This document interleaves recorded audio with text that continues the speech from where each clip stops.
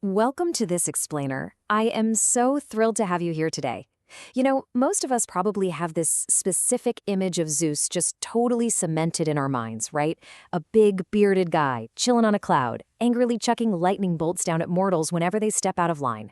And hey, it's a super fun pop culture image. But honestly, it barely scratches the surface of what this figure actually represented to the ancient Greeks. So today, we're going to deconstruct Zeus way beyond that stereotype. We're looking directly at the source material to really understand the anatomy of a supreme god. Let's dive in. But before we really get going, I want you to keep one very specific question in the back of your mind. Is the supreme god truly all-powerful? I mean, it seems like a no-brainer yes, right? He's the literal ruler of gods and men. But as we unpack the ancient texts and beliefs today, well, we're going to plant a little seed. A seed that suggests the ultimate ruler of the cosmos might actually have a massive hidden weakness. Stick around to find out what that is. All right, let's jump right into Section 1, the meaning of Zeus. So to truly understand who and what this god is, we actually can't start with the mythology. We have to start with the literal linguistic roots of his name. Words hold immense power, and the ancient Indo-European root dieu gives us the actual blueprint of his divine identity. This root, dieu, expresses brightness, specifically the radiance of the sky. And what's absolutely fascinating here is that Zeus wasn't originally conceived as a human-like figure with a beard and a booming voice at all. No way. At his most fundamental, ancient linguistic origin, he was simply the concept of the bright sky itself. Over time, in ancient Greek, this root evolved into a duality of forms, zou and di, which gives us all those grammatical variations like Zeus, zo, dios, dis, and di. And this ancient concept, it left a massive footprint that traveled across entire language groups. It's like a linguistic domino effect. In Sanskrit, it became Jos. Over in Latin, it gave us Jupiter, alongside the words deus and divus. It even completely shaped the Romance languages, giving us the French words dio and divine, which mean God and divine. And circling back to Greece, the adjective dios, meaning divine, and even the name of the god Dionysus, stem from this exact same root expressing the radiant sky. It's wild to think about, but pieces of Zeus's original name survive in words that millions of people use every single day. Moving on to Section 2, governing the cosmos. Okay, so we know he started as the literal bright sky, but Greek thought eventually personified these natural forces into human forms. And when we look at the titles or epithets given to Zeus, we see a really fascinating dual role. On the one hand, he completely commands nature.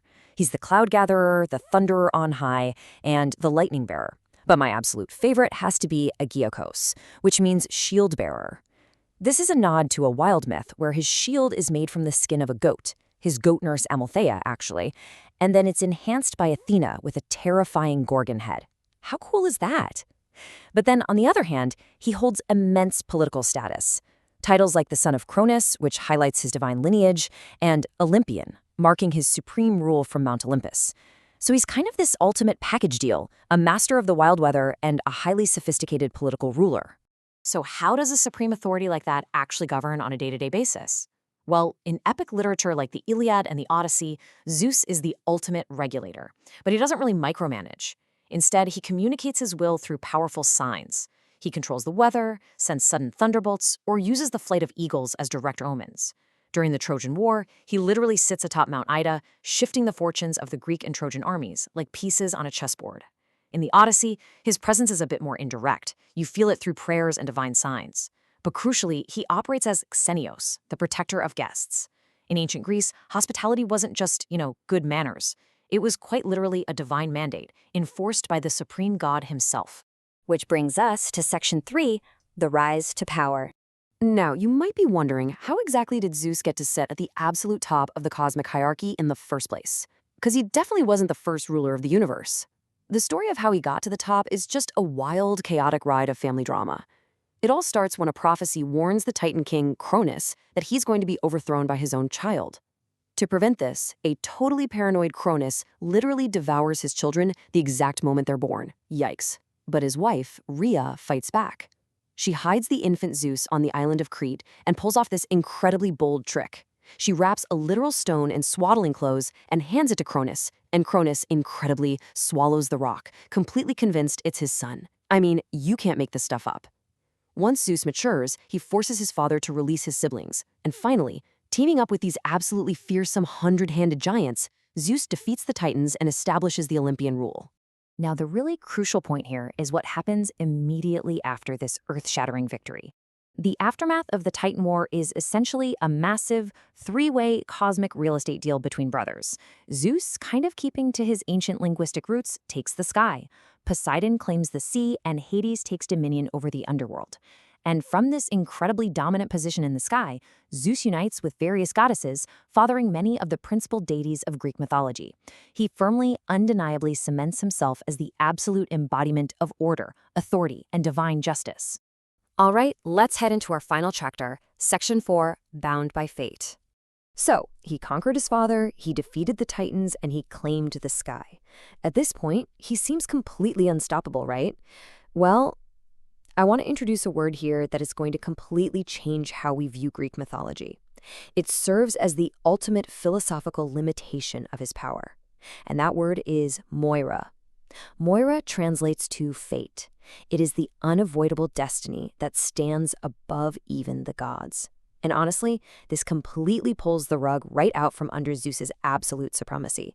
Because despite his roaring thunder, his Gorgon-enhanced shield, and his undisputed rule from Mount Olympus, there is this invisible, binding force in the universe that he simply cannot control. He can't overthrow it, it's just there. And this perfectly illustrates the tragic reality of his character. You have this supreme authority, the ruler of gods and men, clashing directly with his absolute subordination to fate. It's a massive contradiction. For example, during the Trojan War, Zeus literally has to watch his own mortal son, Sarpedon, face death.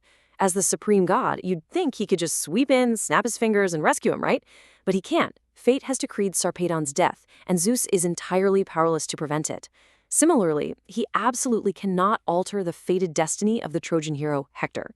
This limitation is such a profound statement about how the Greeks viewed the mechanics of the universe. It's like, no matter how powerful you are, the rules are still the rules. Which brings us right to the end of our explainer and perfectly circles back to the question we started with. We've seen Zeus evolve from this abstract concept of the radiant sky to a deeply complex, powerful ruler who governs the weather and overthrows titans. Yet, at the end of the day, he is fundamentally bound by destiny. So I want to leave you with this really thought-provoking paradox to consider. If even the highest god, the cloud gatherer, the king of Olympus himself, cannot cheat fate or save his own son from a decreed destiny, who or what really rules the universe? Thank you so much for joining me for this explainer. Keep asking those big questions, and I'll catch you next time.